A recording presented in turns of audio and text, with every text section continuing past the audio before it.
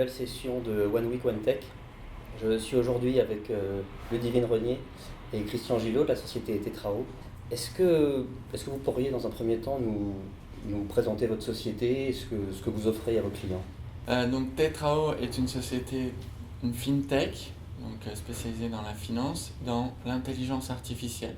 Très concrètement, on développe une intelligence artificielle qui est capable d'aller chercher de l'information, d'acheter de la documentation et qui ensuite va la lire automatiquement. Quel est aujourd'hui en 2018, le type de client que vous avez?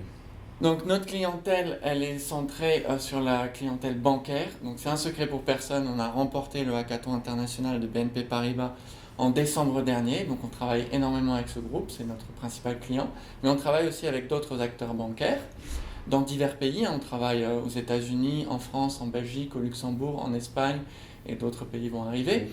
Demain aussi, parce qu'on a beaucoup de contacts avec eux, on va travailler avec des assurances qui sont peut-être juste derrière les banques en matière de transformation digitale, mais ça va être aussi très important quantitativement en travail. Est-ce que, avec la digitalisation, l'évolution du marché et de la technologie, vous voyez d'autres clients potentiels qui pourraient venir? Je pense à des institutions ou Oui, tout à fait, c'est très intéressant quand vous dites le mot institution, parce qu'on a déjà des contacts actifs, notamment avec les régulateurs.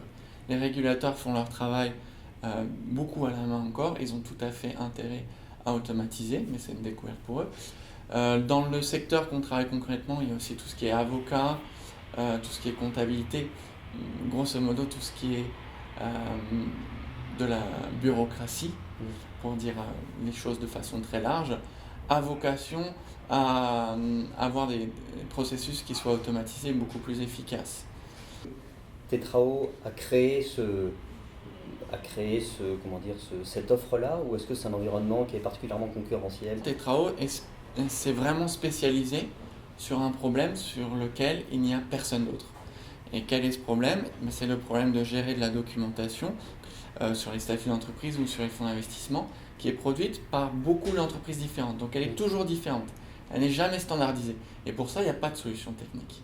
Et c'est ce que Tetrao fait. Donc effectivement, aujourd'hui, on est unique. Et l'alternative, qui est celle que chacun peut rencontrer lorsqu'il ouvre son compte d'entreprise ou lorsqu'il épluche de la documentation financière, c'est qu'on fait les choses à la main. C'est une solution qui est techniquement très complexe et c'est pour ça probablement qu'on est les seuls à s'attaquer à ce problème. On vient d'ouvrir notre filiale en France qui regroupe l'équipe d'annotateurs. Donc cette équipe-là vient travailler parallèlement avec l'équipe du Luxembourg et de l'Espagne.